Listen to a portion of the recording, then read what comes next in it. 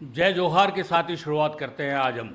चूंकि बांसवाड़ा डूंगरपुर सांसद की बात है और बांसवाड़ा डूंगरपुर का सांसद वो शख्स है जो भीलों की बात करता है, आदिवासियों की बात करता है, उनके कल्याण की बात करता है, जमीन और जंगल की बात करता है, हितों की बात करता है।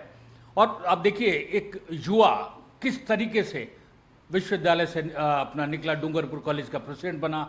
उस जमाने के अंदर ही उसके दिमाग के अंदर ये था कि ये इस क्षेत्र के जो आदिवासी हैं, इस क्षेत्र के जो भील हैं, उनका डेवलपमेंट किस तरीके से हो, और ये कि जो जल, जमीन और जंगल तीनों किस तरीके से बचे रहे, उस पर दिमाग करता रहा। धीरे धीरे बात बढ़ती गई और आपको बता दें सबसे कम उम्र का राजस्थान विधानसभा का सदस्य बनने का भी गौरव प्राप्त हुआ। एक बार जीत गए, दोबारा जीत गए, लोगों ने एक्सेप्ट कर लिया। बात यही नहीं रुकी, उसके बाद में संसद का दरवाजा भी बांसवाड़ा डूंगरपुर की जनता ने, जी हाँ हम उन्हीं की बात कर रहे हैं जिनका आप समझ बैठे हैं, राजकुमार रौत। जी हाँ, राजकुमार रौत से आज होगी बेबाक बात, क्योंकि आज हम हैं डूंगरपुर में, उन्हीं के संसदीय क्षेत्र में। कहते हैं कि राजकुमार रौत संसद में भी जब दहाड़ते हैं तो उनकी सब बात को सुनते हैं। ध्यान से विधानसभा में थे तब भी सरकार के लिए बहुत बड़ी मुश्किलें होती थी। अब आप बात करते हैं, पूछते हैं उन्हीं से, उन्हीं के सवाल और उन्हीं के साथ में संघर्ष की एक कहानी। राजकुमार जी आपका बहुत बहुत स्वागत है। और राजकुमार जी, जिस तरीके से आप लड़ते हैं, ये लड़ाई का गुण सीखा कहाँ से आपने? संघर्ष संघर्ष ने सिखाया। ये लड़ाई का गुण किसी किताब से या किसी गुरु के द्वारा नहीं, संघर्ष ने सिखाया। और आपको, आपके चैनल को माध्यम से सारे दर्शकों को जोहार, और विशेषकर आपका बिल प्रदेश की धरती पे स्वागत, अभिनंदन करना चाहूँगा। आप जयपुर से इतना दूर इंटरव्यू लेने डूंगरपुर इस बिल प्रदेश की धरती पे आए, आदिवासी बाहुल्य क्षेत्र को समझने आए, यहाँ के जनप्रतिनिधि की भावना को समझने आए, उसके लिए आपके चैनल को और आपको धन्यवाद देना चाहूँगा। ये जयपुर से हमेशा कटा रहा है, राज्य की राजधानी से ये इलाका हमेशा कटा रहा है, मीडिया से कटा रहा, शासन से कटा रहा, प्रशासन से कटा रहा। जब भी राजस्थान की विधानसभा में पूर्व बात होती थी तो जयपुर आसपास, अजमेर या लास्ट उदयपुर तक की बात होती थी, उदयपुर से इधर नहीं आ पाते थे। और ये दुर्भाग्य रहा है कि इस इलाके को कोई भी सरकार रही हो, मैं किसी पर्टिकुलर एक सरकार पे दोष नहीं देना चाहूंगा, किसी एक व्यक्ति को दोष नहीं देना चाहूंगा, सरकार कोई भी रही हो, लेकिन ये डूंगरपुर, बांसवाड़ा, प्रतापगढ़ इलाके को हमेशा नजरअंदाज रखा गया है। आज पिछले 5 सालों से हम देख रहे हैं, जब से भारत आदिवासी पार्टी और बीएपी, पहले हम बीटीपी में थे, इस विचारधारा से जो लोग, हम दो जनप्रतिनिधि पिछली बार चुने, इस बार हम 3 जो चुने थे, और सांसद बांसवाड़ा की जनता ने मुझे चुन के भेजा। इसके बाद सरकार का ध्यान गया है। पहले का हमारे पास डाटा है कि 5 साल में राजस्थान के कोई भी मुख्यमंत्री होता था, मुश्किल से 2 या 3 बार डूंगरपुर आते थे। और इस बार का डाटा है कि राजस्थान के मुख्यमंत्री 4 से 5 बार एक साल के अंदर, 1 साल भी नहीं हुआ, आ गए। यानी आपने उन्हें आने को मजबूर कर दिया। देश का कोई भी राष्ट्रपति बनते थे, 5 साल में एक भी बार डूंगरपुर, बांसवाड़ा का किसी भी राष्ट्रपति महोदया का दौरा नहीं होता था। और हमारी विचारधारा आने के बाद राष्ट्रपति महोदय के 2 दौरे हुए, देश के प्रधानमंत्री महोदय का भी दौरा हुआ। और सबसे बड़ी बात, पहले जो भी सीएम रहते थे वो 5 साल में 2 से 3 दौरे करते थे, लेकिन यह साल भी नहीं हुआ और 3 से 4 दौरे वर्तमान जो मुख्यमंत्री जी इनके हो गए। अब इनका ध्यान, उनको मैं कहना चाह रहा हूं कि आपके चैनल के माध्यम से आप लोग इसलिए आ रहे हो कि बीएपी को कमजोर कैसे किया जाए। आपकी मानसिकता चेंज करो, आपकी मानसिकता चेंज करके ये खोजो कि हमारी क्या कमी रही, हमारी इस सरकारों की क्या कमी रही। भाजपा का भी राज रहा, कांग्रेस का भी रहा, हमारी क्या कमी रही। इस कमी की वजह से लोग असंतुष्ट हुए, और असंतुष्ट होने की वजह से बीएपी पनपी। तो आपको इस पे खोज करना चाहिए, इस पे रिसर्च करना चाहिए, और रिसर्च करके इस पे काम करना चाहिए। लेकिन उस पहलू पे काम नहीं करते ये लोग। किसके पहलू पे काम कर रहे हैं? बीएपी को खत्म कैसे करें यार। बीएपी से आदिवासी समुदाय की एक आस्था, एक विश्वास जुड़ा हुआ है। आप बीएपी को खत्म करने की अगर बात करते हो तो समझ लो आदिवासी समुदाय का, और साथ ही इस इलाके में रहने वाला एससी, माइनॉरिटी, ओबीसी, जनरल वर्ग, जो गरीब तबके का व्यक्ति है, उसकी भावना, उसकी इच्छाओं को खत्म करने की बात कर रहे हो आप। तो इनका एक ही में है कि आप यहाँ की जो समस्या थी उसको समझो और उसका समाधान कराओ। तो ये बीएपी है या बाप है? ये सिंपल सी चीज है कि बाप है। हमारी पार्टी का नाम भी निर्वाचन आयोग ने अप्रूवल दे दिया कि हमारी पार्टी का पहले संगठन जो बनाया उस दौरान हमने भी विचार किया कि इस देश के अंदर सभी पार्टियां है, आप है, वाप है, सब है। हमने सोचा बाप ही बनाए और हमारे पार्टी के पदाधिकारी जो वरिष्ठ लोग हैं उन सब ने मिलके बीएपी नाम सजेशन किया और सबकी मेहनत से आज हम 3 विधायक और 1 सांसद हैं। राजकुमार जी, ये आपके साथ में ये आता है कि आप किसी से भी युद्ध कर लेते हैं बहुत, कि राजकुमार आया है तो अब लड़के जाएगा, चाहे वो अशोक गहलोत हो, चाहे वो बीजेपी का कोई मिनिस्टर हो, चाहे और कुछ हो। ऐसा ये क्रांतिकारी जो है ये क्यों है, क्यों ऐसा लोग सोचते हैं आपके लिए?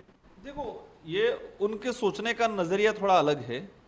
मैं बहुत शांत स्वभाव का इंसान हूं और लगभग नियम कायदों से चलने वाला हूं।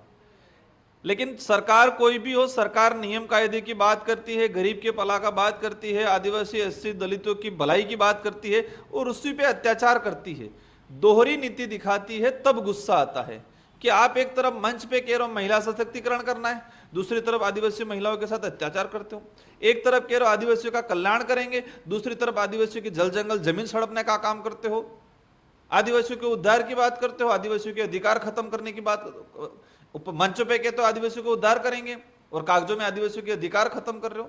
तो इनकी जो दोहरी जो नीति है उस नीति के खिलाफ हम लोग लड़ते हैं। वैचारिक रूप से लड़ाई लड़ रहे हैं, आज तक हमने लड़ते आए हैं और वैचारिक रूप से मजबूती से लड़ाई हम लोग आने वाले समय में भी लड़ेंगे।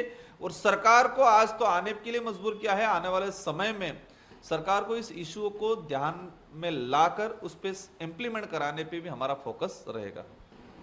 राजकुमार जी, आप कहते हैं कि जो आदिवासी हैं, जो भील हैं, ये हिंदू नहीं है, तो फिर क्या है? ये देखो, ये क्वेश्चन हर मीडिया वाले साथी करते हैं, आम पब्लिक भी करती है, जो नहीं समझते करते हैं और ये जानना भी जरूरी है, ये जानना भी जरूरी है। आदिवासी समुदाय की पूजा पद्धति, आदिवासी समुदाय का मंच उच्चारण, आदिवासी समुदाय के देवी देवता, हिंदू जो देवी देवताओं से बिल्कुल डिफरेंस है। हिंदू रीति रिवाज और आदिवासी समुदाय का रीति रिवाज बिल्कुल डिफरेंस है। हिंदू रीति रिवाज से शादी और आदिवासी रीति रिवाज से शादी बिल्कुल डिफरेंस है। हिंदू रीति रिवाज में मरण उपरांत आदमी का जो दाह संस्कार है, जो भी सिस्टम किया जाता है वो, और आदिवासी समुदाय वो बिल्कुल डिफरेंस है। हिंदू धर्म अकेले का बात नहीं है, ईसाई धर्म, मुस्लिम धर्म, सारे धर्मों से आदिवासी समुदाय की जो भक्ति परंपरा, पूजा पद्धति, संस्कृति बिल्कुल अलग है। हम लोग कहते हैं कि आदिवासी समुदाय हिंदू नहीं है, तो विरोध हो रहा है। हम हिंदू धर्म को ये नहीं कह रहे हैं कि इसका तौहीन नहीं कर रहे, उस धर्म का, कोई भी धर्म हो, सभी धर्मों का हम सम्मान करते हैं। लेकिन सच्चाई ये है कि आदिवासी समुदाय किसी भी धर्म व्यवस्था में नहीं आता है। लेकिन बीजेपी ने कुछ समय से एक ट्रेड चला रखा है और उस ट्रेड की वजह से हिंदू धर्म पे भी कलंक लगा है।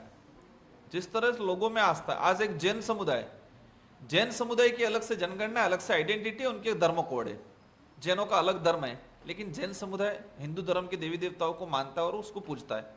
इसी तरह बौद्ध धर्म को भी, बौद्ध धर्म में भी बौद्ध धर्म की एक आइडेंटिटी, बौद्ध धर्म की एक कोड जारी कर रखा है, लेकिन बौद्ध धर्म वाला भी हिंदू धर्म के देवी देवताओं को पूजता है। हिंदू धर्म वाला बौद्ध धर्म को भी मानता है, हिंदू धर्म वाला जैन धर्म को, देवी देवताओं को भी मानता है, सम्मान देता है। और ये होना चाहिए, ये होना चाहिए। देश, हमारा देश कहते हैं विविधताओं का देश है, इसलिए देश को महान देश कहा गया। इस देश में कई धर्म हैं, कई जातियां हैं, इतनी विविधता होने के बावजूद भी इस देश में एकजुटता रहती है, इसलिए इस देश को महान देश कहा गया है।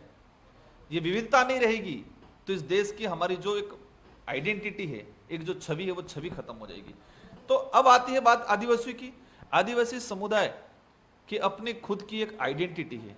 ये बात अलग है कि सरकारों ने इसकी आइडेंटिटी को एक प्रमाण या एक कॉलम नहीं दिया, लेकिन देश में जब जनगणना हुई, अंग्रेजी शासन व्यवस्था से स्टार्ट हुई, पर मानते 1871 से लगा के जनगणना स्टार्ट हुई, तो अंग्रेजों ने खुद ने देखा कि इस देश के अंदर बौद्ध धर्म है, हिंदू धर्म है, ईसाई है, मुस्लिम है, तो आदिवासियों का अलग से आइडेंटिटी थी।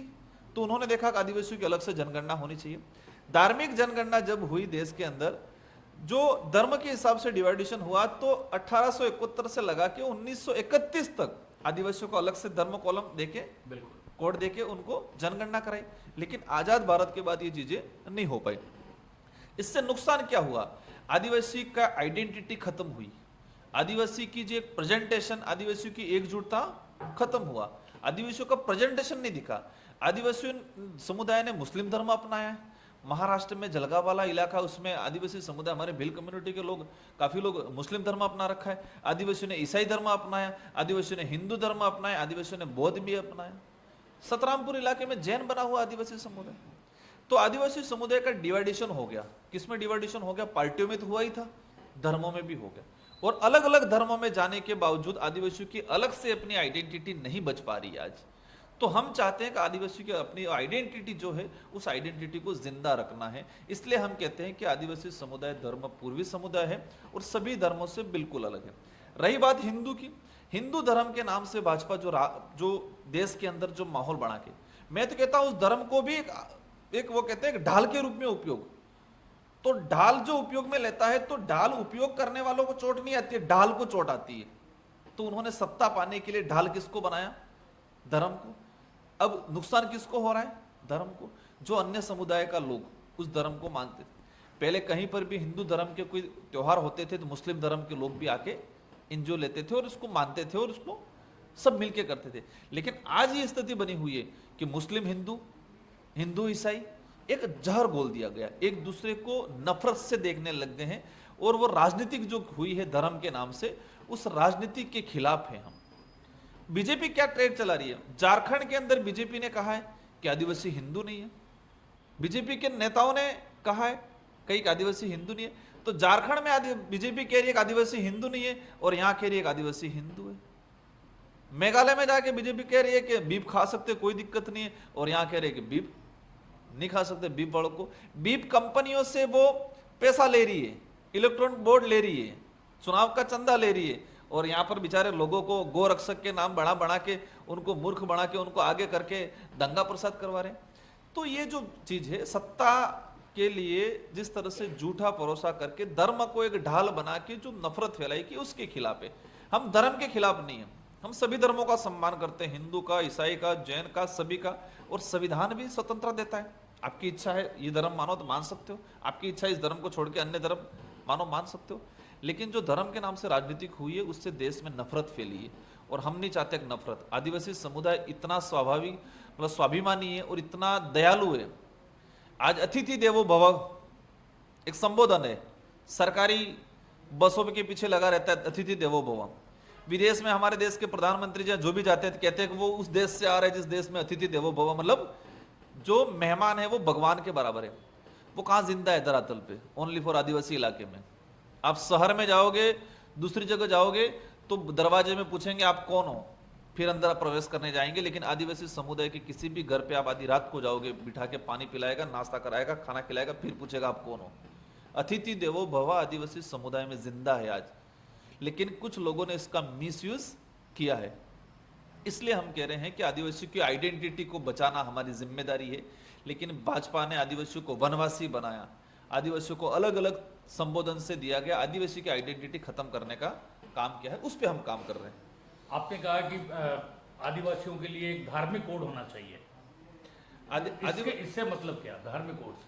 देखो, देश के अंदर जब जनगणना जब होती है और हर 10 साल में जनगणना का जो प्रावधान है, सबसे पहली बात है कि आदिवासी समुदाय धर्म पूर्वी समुदाय है और वो धार्मिक नहीं, वो भक्ति में विश्वास करता है। तो हम चाहते हैं कि जनगणना जब हो, उस जनगणना में आदिवासियों का अलग से कोड जारी किया जाए, उसको आदिवासी कोड कहा जाए या आदिवासी धर्म कोड कहा जाए, इस अलग से आइडेंटिटी मिले। जैन समुदाय को मिला हुआ आज देश के अंदर करोड़, मतलब 10 करोड़ के आसपास, 10 से 12 करोड़ के आसपास ट्राइब्स हैं, और ऐसे कई ट्राइब्स है जो अलग अलग धर्मों में, अलग अलग ओबीसी में बटा हुआ, जनरल में। असम त्रिपुरा में ट्राइब्स है, गोंड ट्राइब है, संताल ट्राइब आज ट्राइबल में नहीं है, झारखंड में ये स्थिति है, सभी जगह स्थिति है। तो ऐसे करोड़ों आदिवासियों को अलग से पहचान नहीं मिल पाई है, तो उस पहचान दिलाने का काम करना चाह रहे हैं। हिंदू धर्म का जो आप कह रहे हैं कि एक तरीके से दुरुपयोग भारतीय जनता पार्टी ने किया, इसका श्रेय किसको जाता है? कौन है इसके लिए जिम्मेदार आपकी नजर में? 2 नेता है कौन से ऐसे बीजेपी के? पिछले 10 सालों के अंदर जिस समय से मोदी जी सत्ता में आए हैं, तब से ये माहौल बना हुआ है और जो चुनाव का एजेंडा जो धर्म का रहा, एक माहौल बनाया गया, राम मंदिर बनाया, किसी को कोई आपत्ति नहीं है, लेकिन राम मंदिर बनाने का पूरा ठेका लेके पूरा ये करके कि और पूरे देश में एक माहौल बनाना, तो वो गलत है। तो उस धर्म को भी नुकसान हुआ है और ये राजनीतिक फायदे के लिए हुआ है। तो सत्ता में जो पिछले 10 सालों से बैठे हुए हैं भाजपा के केंद्र के लोग और राज्य के लोग, आज राजस्थान के मुख्यमंत्री जी, हमारे शिक्षा मंत्री जी, शिक्षा और विकास में बात नहीं करते, कुछ भी बात हो धर्म पे ही बात करते हैं। एक ही ट्रेड है कि मेन मुद्दों को भटकाना, धर्म पे लाना, इनका एक ट्रेड चला रखा है। आपकी एक डिमांड है कि भील प्रदेश बनाया जाए, जिसमें महाराष्ट्र, गुजरात, मध्य प्रदेश और राजस्थान के सीमाई क्षेत्रों को मिलाकर। ये इसके पीछे क्या सोच है?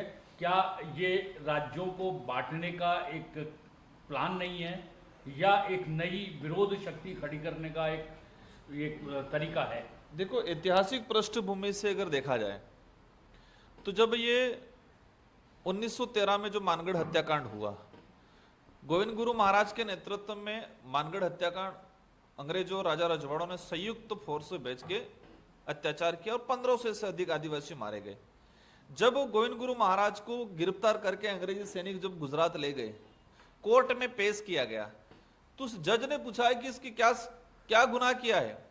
तो उस गवर्नमेंट वकील ने कहा है कि यह व्यक्ति अलग भिल प्रांत की मांग कर रहा है, इसलिए राजद्रोह लगाया जाए। भक्ति करने से राजद्रोह थोड़ी लगता था, भजन कीर्तन करने से राजद्रोह लगा क्या?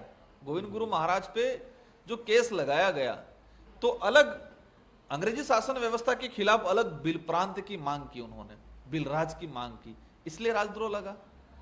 तो उस समय से मांग चली आ रही है, हम हमारे पुरखों का इतिहास कैसे खत्म कर सकते हैं, उनकी जो भावना थी, उनके उद्देश्य से हम कैसे खत्म कर सकते हैं। यही नहीं, कांग्रेस के नेताओं ने कहा है, दिलीप सिंह जी भुर्जा मध्य प्रदेश वालों ने कहा है, गुजरात के पूर्व विधायकों ने कहा है, अभी वर्तमान में विधायक, सारे विधायक बोल रहे हैं कि भिल प्रदेश बनना चाहिए। महाराष्ट्र के लोगों ने कहा है, और बीजेपी के पूर्व मंत्री, टीएडी मंत्री थे नंदलाल जी मीणा, उन्होंने कहा था कि भिल प्रदेश बनना चाहिए, मैं सरकार में गिरवी नहीं हूं, जरूरत पड़ी थी इस्तीफा दूंगा, ये बात बोली थी टीएडी मंत्री। लेकिन हमारे दो अभी नेता हैं, मन्नालाल जी रावत और बाबूलाल जी, वो रिमोट कंट्रोल है, उनको चाबी भर के रिमोट कंट्रोल की तरह इधर इधर घुमाया जाता है, कब क्या बोलना है कोई पता नहीं, जैसे रिमोट का डायरेक्शन आता है वैसे यूज होते हैं। वो हमारे इतिहास को खत्म करने का काम कर रहे हैं वर्तमान में भाजपा के नेता, हमारा जो इतिहास है उस इतिहास को खत्म करने का काम कर रहे हैं, हमारे गुरुओं का जो संघर्ष था उस संघर्ष को मिटाने का काम कर रहे हैं लोग। आपका भील प्रदेश, चूंकि आप विद्यार्थी थे तभी से आपका ये लक्ष्य रहा है, और अब भील प्रदेश के लिए आप विभिन्न प्रांतों का दौरा भी कर रहे हैं, नेताओं से मिल भी रहे हैं, अब आगे क्या? आगे बहुत जल्दी चारों राज्यों के अंदर जन जागरण किया जाएगा। आम पब्लिक, ये भिल प्रदेश का जो डिमांड है, मेरा राजकुमार अकेला है, बीएपी पार्टी हमारे नेताओं का अकेले का नहीं है, ये डिमांड गोविंद गुरु महाराज से लगा के, संसुरमाल महाराज, मामजी महाराज से लगा के उस समय से बिलराज को लेके चला आ रहा है। और इसको बात कांग्रेस के नेताओं ने भी उठाया है, बीजेपी के नेताओं ने भी उठाया है, कॉमरेड लोग हुए उन्होंने भी उठाया है, मामा बालेश्वर जी की जो पार्टी थी उन्होंने भी उठाया है। तो ये किसी एक का नहीं, मैं कहता हूं हमारा कोई अकेले का डिमांड नहीं है, ये हम तो पहले से जो चला रहा है उसको पुरजोर तरीके से रख रहे हैं, और जरूरत भी है राजधानी से दूर हम रहे। गुजरात का हमारा जो कड़ना वाला इलाका राजधानी अहमदाबाद से दूर रहा, जलगांव महाराष्ट्र का जो इलाका नंदुरबार नासिक वो मुंबई से दूर रहा, हमारा झाबुआ अलीराजपुर मध्य प्रदेश रतलाम का इलाका वो इंदौर से भोपाल से दूर रहा। और ये सारे के सारे कल्चर एक है, हमारा भौगोलिक स्ट्रक्चर समान है, बोली भाषा समान है, विवाह पद्धति समान है, धार्मिक आस्था समान है, लोक बाहुल्य क्षेत्र ज्यादा है। अगर इनको 4 राज्यों में डिवाइडेशन नहीं किया होता तो आज ये आदिवासियों की जो बेहाल स्थिति है वो स्थिति नहीं होती। और राज्य की डिमांड करना कोई गलत नहीं है, संविधान में भी कह रखा है कि जितने छोटे राज्य होंगे इतना हमारा देश मजबूत होगा। एक आपके आदिवासी क्षेत्र के लोगों को छोड़ दें हम एक बार के लिए, तो अब आपके बारे में ये कहा जाता है कि आप डेवलपमेंट के भी विरोधी हो गए राजकुमार रोत, कि अब बात करते हैं कि वो सोने की जो माइंस है वो उनके नीलामी को रद्द किया जाए, आपके यहाँ आप डिमांड उठा रहे हैं कि न्यूक्लियर पावर प्लांट को रद्द किया जाए। तो ये किस तरीके से आप इसको देखते हैं? देखो, आज तक की जो पॉलिसी बनाई है, ट्राइबल व्यक्ति बेचारा अभी 4-5-10 सालों से सिर पर लिखता पढ़ता आया है, इससे पहले वो लिख पढ़ भी नहीं पाता था, ज्ञापन वापन भी दे नहीं पाता थे, हमारे लोग प्रतिनिधित्व नहीं कर पा रहे थे। भले यहाँ से एमपी एमएलए जा रहे थे, लेकिन वो सही ढंग से प्रतिनिधित्व नहीं कर। विकास वो विकास जो विनाश करे। न्यूक्लियर पावर प्लांट लग रहा है, गवर्नमेंट खुद कह रही है कि 30 से 40 किलोमीटर के रेडिएशन में 3 डिग्री तापमान बढ़ेगा। इतने इलाके में, इतनी रेंज में 3 डिग्री तापमान बढ़ेगा। 3 डिग्री तापमान मतलब क्या कह सकते हैं इसको? माही से पानी लेंगे और माही से पानी लेके वेस्टेज पानी वापस छोड़ेंगे, तो माही के से जो पेयजल परियोजना जो चल रही है, ट्राइबल लोग पी रहे हैं, इफेक्ट नहीं पड़ेगा। आप विस्थापन कर रहे हो, उस इलाके में फिक्स है कि न्यूक्लियर प्लांट लगता है तो 50 किलोमीटर की रेंज में रहने वाले बच्चे पे इफेक्ट पड़ेगा। कई जगह ये हुआ है, कई पुराने न्यूक्लियर पावर प्लांट जहां लगे हैं, वापस जाओ, जो दुष्परिणाम हुआ है उसका स्टडी किया हम लोगों ने। तो ये विकास आदिवासियों का विनाश करके सोने की खदान वो है। गवर्नमेंट ने क्या सर्कुलर निकाला, वहां पर लोग बैठे हुए 100-200 साल से, उसका पट्टा नहीं दिया आपने फॉरेस्ट में, फॉरेस्ट यू करके, और फॉरेस्ट का एरिया आपने लीज पे सोना निकालने के लिए दे रखा है। तो सोना इंपॉर्टेंट है कि आदिवासियों का जीवन इंपॉर्टेंट है? आदिवासियों के जीवन के बारे में नहीं सोच रहे हैं, इनकी पीढ़ियों का क्या होगा वो नहीं सोच रहे हैं। डेवलप, ऐसा कौन सा डेवलप जो आदिवासियों का सत्यानाश करके हम उस विकास के विरोध में हैं, जो विकास आदिवासियों का विनाश करके बनाया जाता है। माही परियोजना बनाया, माही डैम और करना डैम बनाया, आसपास के आदिवासियों को पानी नहीं मिल रहा है। 10 किलोमीटर की रेंज वालों को ये लोग गुजरात ले जा रहे हैं, अभी जालोर ले जा रहे हैं, भीलवाड़ा ले जा रहे हैं। पड़ोसी जो जिस व्यक्ति जो प्रभावित हुआ, जो विस्थापित हुआ, जिसकी जमीन डूब में गई, जिसकी पीढ़ियां खत्म हुई, जिसका जीवन खत्म हुआ, 100 साल इसका पूरा अस्त व्यस्त हो गया, जिंदा जरूर है लेकिन वो सुव्यवस्थित नहीं है, उसको पानी नहीं दे रहे हो आप, और पानी आप भीलवाड़ा जालोर ले जा रहे हो। तो ऐसे विकास का हम विरोध करेंगे, जो विकास आदिवासियों का विनाश करके बनाया जाता है। आपकी देखिए बहुत सारी डिमांड्स बहुत ऐसी हैं जो सीधे तौर पे जनता से टच कर रही हैं। आपका कहना है भील प्रदेश बनाया जाए, आपका ही कहना है कि गोल्ड माइंस की माइनिंग को रोका जाए, आपका कहना है न्यूक्लियर पावर प्लांट को बंद किया जाए। तो ये आप क्या समझते हैं, इतनी राजी से आपको थाली में परोस के ये सब चीज़ें मिल जाएगी? और नहीं मिलेगी तो आंदोलन क्या होगा और किस स्तर का होगा और कब से होगा? देखो, इतिहास की पृष्ठभूमि पे देखा जाए, मुगलों से सबसे ज्यादा अगर लड़ाई लड़ी है, नेतृत्व किसने किया वो इंपॉर्टेंट नहीं है, लेकिन उसमें सेना किसकी थी और उस सेना में सबसे मरा कौन है। मुगलों के युद्ध में सबसे ज्यादा अगर शहीद हुआ आदिवासी समुदाय हुआ। अंग्रेजों के सामने जो लड़ाई लड़ी है, आप झारखंड का, बिहार का, तत्कालीन बिहार, असम का, आपका ये छत्तीसगढ़, मध्य प्रदेश, राजस्थान का इतिहास उठा के देख लो। अंग्रेजों से युद्ध के मामले में अंग्रेजों की जो खराब नीतियां जो देश को बर्बाद कर रही थी, उसको लेकर लड़ाई कौन लड़ा है? आदिवासी समुदाय लड़ा है। राजा रजवाड़ों का जब राज था, उस दौरान जो सबसे ज्यादा अगर संघर्ष किया है तो किसने किया है? आदिवासी से किया। तो आदिवासी समुदाय जल जंगल जमीन को लेके, मानवता को लेके अंग्रेजों, मुगल और राजा रजवाड़ों समय से लड़ता आ रहा है। और सबसे ज्यादा अगर देश को, आज जो व्यवस्थित देश है, आज कोयले की खदान के लिए झारखंड में लड़ रहे हैं, अंग्रेजों से भी वही लड़ाई की थी कि आप इस जंगल को उजाड़ के कोयला मत निकालो। तो वही चीज आदिवासी समुदाय लड़ता आ रहा है और आज भी हमारी आइडियोलॉजी लड़ेगी। हमारा कितना नुकसान होता है वो नहीं देखेंगे, लेकिन हम ये देखेंगे कि हमारी लड़ाई से हमने इस कुदरत, इस प्रकृति को कितना बचाया, जल जंगल जमीन को कितना बचाया, वो इंपॉर्टेंट है। हम लड़ेंगे, संवैधानिक तरीके से लड़ेंगे। सरकार से लड़ना पड़े, पहले भी लड़ते हैं, आज भी लड़ेंगे। सरकार अगर उस पर हमें मुकदमा दर्ज करती है, सच्चाई की लड़ाई के लिए, आदिवासियों के हित के लिए अगर हम लड़ रहे हैं और उस पर मुकदमा दर्ज करती है, तो हमें वो भी मंजूर है, लेकिन हम लड़ाई बंद नहीं करेंगे। राजकुमार रोज से बेबाक बात सुनी, बेबाक बातों में साफ तौर पे उन्होंने अपने इरादे भी बताए और अपने प्लान भी बताया, लेकिन ये सब कानून के दायरे में रहकर करने की बात की, प्रतिबद्धता भी दोहराई। आंदोलन राजनीतिक होगा, निश्चित रूप से क्या रंग लाएगा वो तो आने वाला समय बताएगा, लेकिन बहुत कुछ ऐसा होगा जो राजस्थान के अंदर अब देखने को मिलेगा। अब हम बात करते हैं राजकुमार रौत जो सांसद हैं, इनसे कुछ इनकी पर्सनल लाइफ की बातें, क्योंकि वो नहीं करेंगे तो मज़ा नहीं आएगा उसके बिना। और राजकुमार जिस तरीके से युद्ध भूमि में हैं इस समय, तो डूंगरपुर बांसवाड़ा की युद्ध भूमि में उन्हीं से जानते हैं। राजकुमार जी, आपके पर्सनल 2-4 सवाल में हमारी जनता भी जानना चाह रही है आपसे। पर्सनल तो यही है कि मेरा कोई पॉलिटिकली कैरियर या पॉलिटिकली बैकग्राउंड नहीं था। आदिवासी समुदाय साथ में हमारे साथ जुड़ा हुआ अन्य समुदाय ने, उनकी मेहरबानी, उनके सहयोग से मैं 2 बार विधायक बना और सांसद बना। मेरे पास कोई ताकत नहीं है, न मेरे पास धन दौलत था, न मेरे पास राजनीतिक घराने से था मैं, बस यही था, मैंने संघर्ष किया, समुदाय के लोगों ने मुझे आगे किया समुदाय के हित में, और साथ में अन्य समुदाय के लोगों के लिए, गरीब तबके के लिए, मानवता के लिए लड़ने के लिए मुझे आगे किया। तो ये मेरा पर्सनल जीवन में ये रहा। और विधायक बनने के बाद मेरी शादी हुई और आज मेरा एक बच्चा है, और मैं परिवार को कम समय दे पाता हूँ, समुदाय को ज़्यादा समय देता हूँ। अच्छा, चूंकि देखिए राजकुमार जी, आप भी उसी उम्र से गुजरे हैं जिससे हम गुजरे हैं। आपने भी छात्र राजनीति के अंदर अपना लोहा मनवाया, खूब धरने प्रदर्शन आंदोलन किए। इसके बीच में कभी ऐसा मौका आया राजकुमार जी के साथ में जब किसी ने राजकुमार रौत को, जो जवानी का राजकुमार रौत था, उसको कोई ऑफर किया हो कि मैं आपसे प्यार करती हूँ, शादी करूंगी? देखो, ऐसा तो हालांकि आपके चैनल के माध्यम से बताना ठीक नहीं। पर्सनल जीवन में हर किसी की पर्सनल लाइफ होती है। हमने भी युवा लाइफ, आज भी युवा हैं, और लेकिन हमने समुदाय को प्राथमिकता दी, गरीबी को प्राथमिकता दी, और संघर्ष करने पे प्राथमिकता दी। ऐसे पार्ट पे हमने ज़्यादा वर्क नहीं किया। आपने शादी लव मैरिज की या परिवार की मर्जी से? परिवार की मर्जी से, परिवार की पसंद से मैंने शादी की। पहले आपने पसंद की, फिर परिवार ने पसंद की? पहले परिवार ने पसंद की, फिर मैंने पसंद की। हर तरीके से अपनी बात को कहने के लिए माहिर यही अंदाज है राजकुमार रौत का। बने रहिए राजकुमार रौत के साथ में, हम आपको यूं ही अपडेट देते रहेंगे इनके जीवन के बारे में, इनके आंदोलन के बारे में और इनकी पार्टी बाप के बारे में।